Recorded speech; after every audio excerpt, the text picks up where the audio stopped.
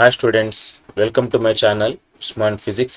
మరి SSC advanced supplementary exams 2025 physical sciences రాసే students కోసం చేస్తున్న వీడియో ఇది.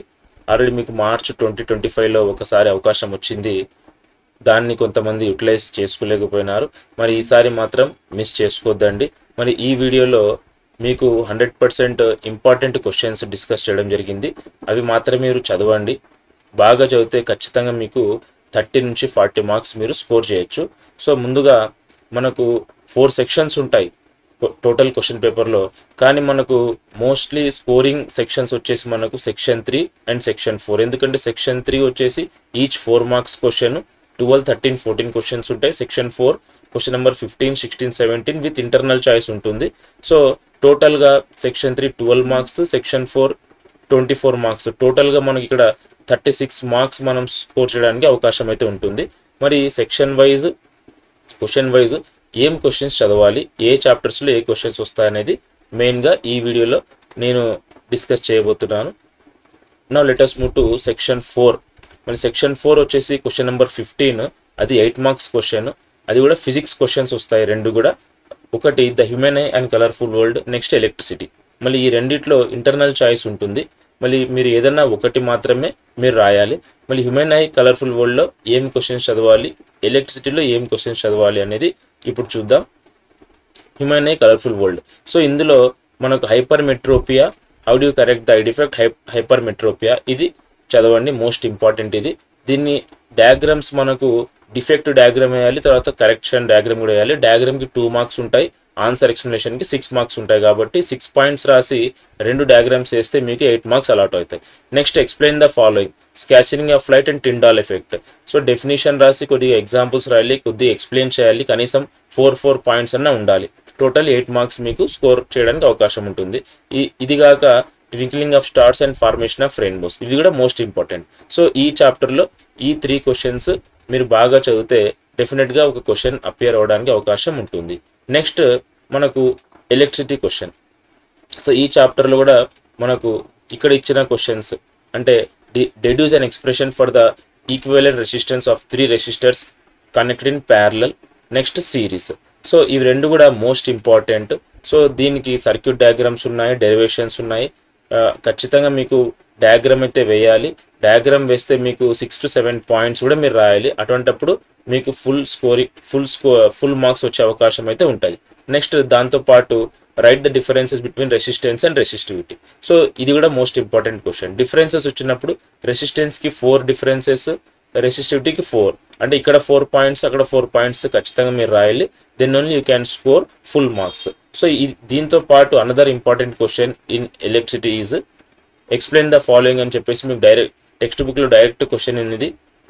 Why is the tungsten used almost exclusively for filament of electric lamps? Why are the conductors of electric heating devices such as bread toasters and electric irons made up of an alloy rather than a pure metal? Why is the series arrangement not used for domestic circuits? How does the resistance of a wire vary with its area of cross section? Why are copper and aluminum wires usually employed for electricity transmission? So దీంట్లో ఏదో ఒక 2 explanation గురించి అడుగుతారు. So most important ఇది. So ఈ 4 questions మీరు electricity చాప్టర్లో question number 15 కోసం మీరు చదవాలి. Now let us move to question number 16, అది సెక్షన్ 4లోనే, అది 8 marks question. This is from chemistry అనమాట. సో ఇక్కడ మనకు అడిగే చాప్టర్స్ వచ్చేసి chemical reactions and equations, next carbon and its compounds. ఇక్కడ ఇంటర్నల్ చాయిస్ ఉంటుంది మీకు, ఏదర్ కెమికల్ రియాక్షన్స్ అండ్ ఈక్వేషన్స్లో క్వశ్చన్ మీరు రాయొచ్చు, లేదా కార్బన్ అండ్ ఇట్స్ కాంపౌండ్స్ కూడా మీరు రాయొచ్చు. సో మళ్ళీ ఈ 2 చాప్టర్స్లో ఏ క్వశ్చన్స్ చదవాలి అనేది ఇప్పుడు చూద్దాం. Next first chemical reactions and equation. So ఇక్కడ కూడా 8 మార్క్స్ క్వశ్చన్, ఇది కూడా అకాడమిక్ స్టాండర్డ్ 1. సో ఇందులో ఈ 3 క్వశ్చన్స్ ఏవైతే ఉన్నాయో most important. First one, explain the following with an example. అంటే chemical combination, chemical decomposition, displacement and chemical double displacement. So ఇక్కడ మీరు ఏం చేయాలంటే ఖచ్చితంగా ఒక డెఫినేషన్ రాయాలి, కెమికల్ కాంబినేషన్ డెఫినేషన్ రాయాలి. Next you have to write one example, ఒక ఈక్వేషన్ రాయాలి. అట్లా 4 కూడా డెఫినేషన్స్, ఈక్వేషన్స్ రాస్తే ఒక్కొక్క దానికి 2 మార్క్స్, 8 మార్క్స్ మీకు వచ్చేస్తాయి. లేకపోతే differences, this also most important, differences between chemical displacement and double displacement reactions, ఇది కూడా మోస్ట్ ఇంపార్టెంట్. డిఫరెన్సెస్తో పాటు ఇక్కడ ఈక్వేషన్స్ కూడా మీరు రాయాలి. లేకపోతే explain the following terms corrosion, rancidity, oxidation, reduction. So ఈ డెఫినిషన్స్ అన్న మీరు చదువుకోవాలి. ఈ 3 క్వశ్చన్స్ మీరు చదువుకుంటే డెఫినెట్గా ఇందులో ఏదో ఒక క్వశ్చన్ మీకు రావచ్చు. Next question number 16 that is from chapter carbon and its compounds. మరి ఈ చాప్టర్లో ఏం చదవాలి? ఈ చాప్టర్లో ఇక్కడ మనకు 3 ఇంపార్టెంట్ క్వశ్చన్స్ నేను చూపిస్తున్నాను. How can ethanol, first one, how can ethanol and ethanoic acid be differentiated on the basis of their physical and chemical properties. So ఇది కూడా important. Next write the differences between soaps and detergents. One another important question. Explain any 2 chemical properties of carbon compounds. So chemical properties మనకు ఏమేమి ఉన్నాయంటే oxidation, next combustion, తర్వాత addition and substitution reaction. So these are the chemical properties చూపించేటివి. మళ్ళీ ఈ 4గిట్లో ఏదన్నా 2 అడగచ్చు లేదా 4 అడగచ్చు. దీంతో పాటు another important question you have to learn that is about homologous series. So homologous series గురించి కూడా మీరు ఒకసారి చూసుకోవాలి, అది కూడా most important. So these questions you have to read from carbon and its compounds. Now let us see section 4. అది కూడా question number 17 అనమాట. 8 మార్క్స్ క్వశ్చన్. ఒకటి ఫిజిక్స్, ఒకటి కెమిస్ట్రీ. ఫిజిక్స్లో magnetic effects of electric current నుంచి వస్తుంది. కెమిస్ట్రీలో మెటల్స్ అండ్ నాన్ మెటల్స్ నుంచి మనకు క్వశ్చన్ వస్తుంది. సో ఇక్కడ కూడా మనకు ఇంటర్నల్ చాయిస్ అనేది ఉంటుంది. ఇది AS3 క్వశ్చన్, అంటే యాక్టివిటీ బేస్డ్ క్వశ్చన్ అనమాట. So first of all magnetic effects of electric కరెంట్లో ఏమేమి క్వశ్చన్స్ ఇంపార్టెంట్ ఒకసారి చూద్దాం. So magnetic effect of electric current first important question is describe an activity to show that current carrying wire behaves like a magnet with a neat diagram. Current carrying wire behaves like a magnet అంటే that is nothing but Oersted experiment. So మీకు Oersted experiment అని direct ఇవ్వకపోవచ్చు, కానీ ఈ diagram సంబంధించి question వచ్చిందంటే that is about Oersted experiment, అంటే current carrying wire behaves like a magnet. So ఏదైనా కానీ యాక్టివిటీ బేస్డ్ క్వశ్చన్కి you have to remember few important points. First of all you have to write aim రాయాలి. Next you have to write materials required రాయాలి. Next you have to write procedure, that is ఎలా చేస్తారు experiment అనేది. Next you have to write observation, what are your observation, ఇవన్నీ డెఫినెట్గా రాయాలి. Next you have to write conclusion. So వీటితో పాటు you have to draw the diagram also. So అప్పుడు మీకు ఏమవుతుందంటే ఎయిమ్ 1 మార్క్, మెటీరియల్స్ రిక్వైర్డ్కి 1 మార్క్, ప్రొసీజర్కి 3 మార్క్స్, 4 మార్క్స్ అయిపోయినాయి. Observation 1 mark 5, conclusion 1 mark 6, diagram 1 mark 7 marks అయినాయి. కానీ ఇక్కడ మీకు 7 కదా సార్ అంటే కొన్నిసార్లు డయాగ్రామ్స్కి 2 మార్క్స్ ఇస్తాడు, ప్రొసీజర్కి 1 మార్క్ తగ్గించి డయాగ్రామ్ పెద్దగా ఉంటే డయాగ్రామ్కి 2 మార్క్స్ అలాట్ అవుతాయి, లేకపోతే ప్రొసీజర్కి ఎక్కువ మార్క్స్ ఇచ్చేసి డయాగ్రామ్కి 1 మార్క్ ఇస్తాడు. కానీ ఎయిమ్, మెటీరియల్స్ రిక్వైర్డ్, అబ్జర్వేషన్, కంక్లూజన్కి 1 మార్క్ ఉంటుంది. మిగతా 4 మార్క్స్లో 2 మార్క్స్ ప్రొసీజర్ ఇస్తే 2 మార్క్స్ డయాగ్రామ్కి ఇస్తాడు, లేదు 3 మార్క్స్ ప్రొసీజర్కి అలాట్ అయితే 1 మార్క్ డయాగ్రామ్కి ఉంటుంది. ఆ విధంగా టోటల్ 8 మార్క్స్ ఉంటాయి. మీరు aim, materials required, observation, conclusion, diagram వేసిన you will get 4 to 5 marks లేదా 5 to 6 మార్క్స్ మీకు ఖచ్చితంగా వస్తాయి. సో యాక్టివిటీ బేస్డ్ క్వశ్చన్స్ అంటే ఇవన్నీ సైడ్ హెడ్డింగ్స్ ఖచ్చితంగా ఉండాలి. So next activity based question in magnetic effect of electric current is describe an activity to show the direction of magnetic field produced by current carrying conductor. So magnetic field direction చూపించడానికి ఒక activity ఉంది. So these are the diagrams for that question. So ఇది కూడా most important activity based question. Next another important question is describe an activity to show magnetic field due to current through a straight conductor. So ఈ diagram ఉండే question అనమాట. అంటే current carrying straight conductor చుట్టూ magnetic field ఏ విధంగా ఉంటుంది అని చూపించడానికి యాక్టివిటీ. సో ప్రతి యాక్టివిటీలో కూడా మీరు aim, materials required, procedure, observation, conclusion and diagram ఖచ్చితంగా ఉండాలి. సో ఈ 3 questions magnetic effects of electric కరెంట్లో మీరు చూసుకోండి, మోస్ట్ ఇంపార్టెంట్ క్వశ్చన్స్ ఇవి. Next let us move to chemistry part. కెమిస్ట్రీలో కూడా ఇప్పుడు ఇంతవరకు మనం ఫిజిక్స్ క్వశ్చన్ నెంబర్ 17 ఫిజిక్స్ చూసినాం. ఇప్పుడు క్వశ్చన్ నెంబర్ 17 కెమిస్ట్రీ అనమాట. ఇది కూడా అకాడమిక్ స్టాండర్డ్ 3. సో ఇందులో మీరు చదవాల్సిన క్వశ్చన్ వచ్చేసి describe an activity to show how do metals react with solutions of other metal salts. ఈ డయాగ్రామ్ ఉండే క్వశ్చన్ అనమాట. సో మోస్ట్ ఇంపార్టెంట్ క్వశ్చన్ ఇది. సేమ్ ఇక్కడ కూడా మీరు యాక్టివిటీ బేస్డ్ అంటే you have to write aim, materials required, procedure, everything. for each and every question activity based. So next another question which is important is describe an activity to show what happens when metals react with steam. So ఈ steam తో react అయినప్పుడు different metals they show different behaviour. So అది కూడా activity based question, most important from metals and non metals.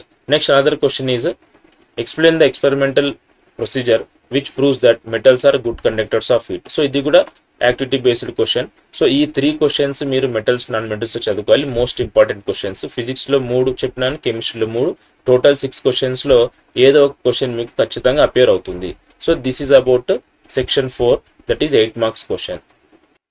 Now let us discuss about section 3, that is question number 12, 13 and 14. మన 12th question ఇది 4 mark question, ఇది diagram based question.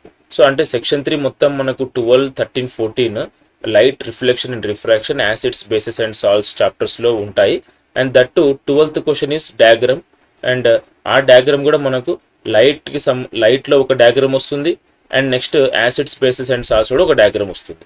So ముందుగా లైట్లో వచ్చే diagram వచ్చేసి మనకు రే డయాగ్రామ్స్ ఉన్నాయి. అంటే we have concave mirrors and convex mirrors and concave lens and convex lens ఉన్నాయి.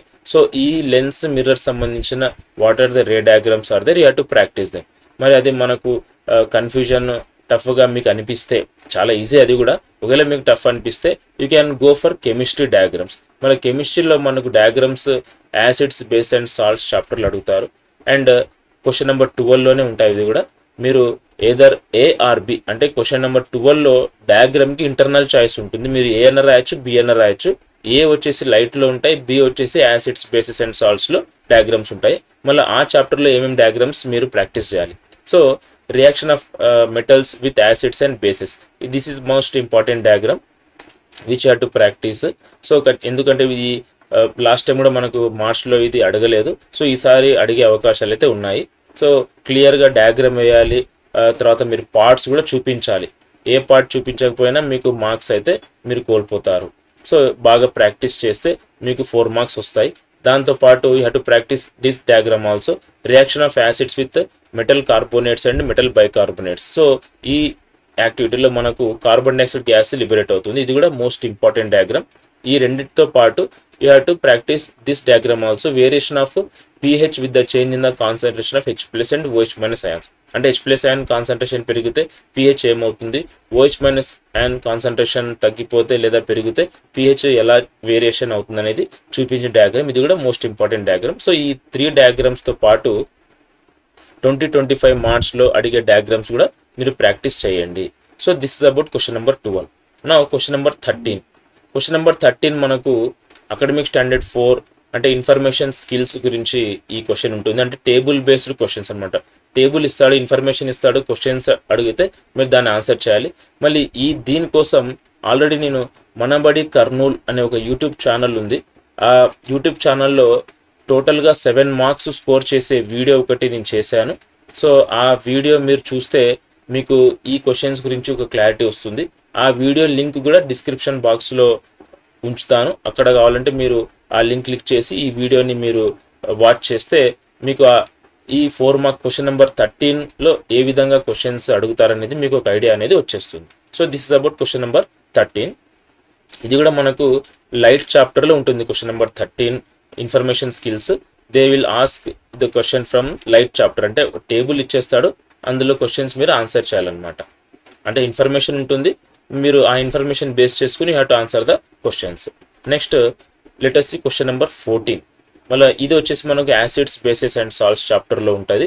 సో ఖచ్చితంగా ఈ 3 క్వశ్చన్స్లో ఏదో ఒక క్వశ్చన్ మీకు ఈసారి వస్తుంది. ఆ క్వశ్చన్స్ ఏమంటే give two important uses of bleaching powder and plaster of Paris, లేదా what are the applications of pH in daily life, లేదా give two important uses of washing soda and baking soda. Already ఈ question March 2025కి ఇది అయితే అడిగినారు. మళ్ళీ అడిగినా అడగచ్చు చెప్పలేము. సో ఈ 3 క్వశ్చన్స్ తరోగా ఉంటే ఖచ్చితంగా ఒక క్వశ్చన్ అనేది మీకు వస్తుంది. సో ఈజీగా మీరు 4 మార్క్స్ స్కోర్ చేయొచ్చు. So this is about question number 12, 13 and 14. So section 3, section 4తో పాటు సెక్షన్ 2లో కూడా what are the important questions అనేది ఒకసారి చెప్తాను. సెక్షన్ 2లో మన క్వశ్చన్ నెంబర్ 9 ఉంటుంది. అది కార్బన్ ఎండ్స్ కాంపౌండ్స్ నుంచి వస్తుంది, AS4. ఇది కూడా మీకు మనబడి ఛానల్లో యూట్యూబ్ వీడియోలో ఉంది. సో అక్కడ నుంచి మీరు చూస్తే డిఫరెంట్ మోడల్స్ ఎలా చదవాలనేది మీకు అర్థమైపోతుంది. దాంతోపాటు ఇక్కడ సింపుల్గా ఒకటి ఫంక్షనల్ గ్రూప్స్ చూసుకోండి. మనకు 4 ఫంక్షనల్ గ్రూప్స్ ఉన్నాయి: alcohols, aldehydes, ketones and carboxylic acids. So అవి ఫార్ములాస్, వాటి స్ట్రక్చర్స్, వాటి IUPAC నేమ్స్ చూసుకోండి. డెఫినెట్గా అందులో అడిగే అవకాశం అయితే ఉంది. నెక్స్ట్ ఆల్కైన్స్ అండ్ ఆల్కైన్స్, వీటి జనరల్ ఫార్ములాస్, తర్వాత కొన్ని కాంపౌండ్స్ చూసుకుంటే అందులో కూడా క్వశ్చన్స్ అడగడానికి అవకాశం అయితే ఉంది. Next question number 10. మన క్వశ్చన్ నెంబర్ 10 వచ్చేసి లైట్ నుంచి ఉంటుంది. అంటే మనకు AS2 question predict, give reasons, what happens. So దీన్ని బేస్ చేసుకొని మీకు లైట్లో క్వశ్చన్స్ అడుగుతారు. సో ఆ విధంగా మీరు ప్రిపేర్ అయితే ఈజీగా 2 మార్క్స్ వస్తాయి. నెక్స్ట్ క్వశ్చన్ నెంబర్ 11 వచ్చేసి ఫ్రమ్ ఎలక్ట్రిసిటీ. ఇది కూడా AS2 question and predict, give reasons, what happens, దీన్ని బేస్ చేసుకొని మీ క్వశ్చన్స్ ఉంటాయి. సో ఇవి ఆప్షనల్. మీరు ముఖ్యంగా సెక్షన్ 3, సెక్షన్ 4 పైన ఫోకస్ చేయండి. ఎందుకంటే అక్కడ మీకు 36 మార్క్స్ యూ క్యాన్ స్కోర్. నేను చెప్పిన క్వశ్చన్స్ చదివితే ఈజీగా మీకు 30+ స్కోర్ చేయొచ్చు, ఈజీగా మీరు పాస్ కావచ్చు. So all the best for your exam and thank you for watching this video.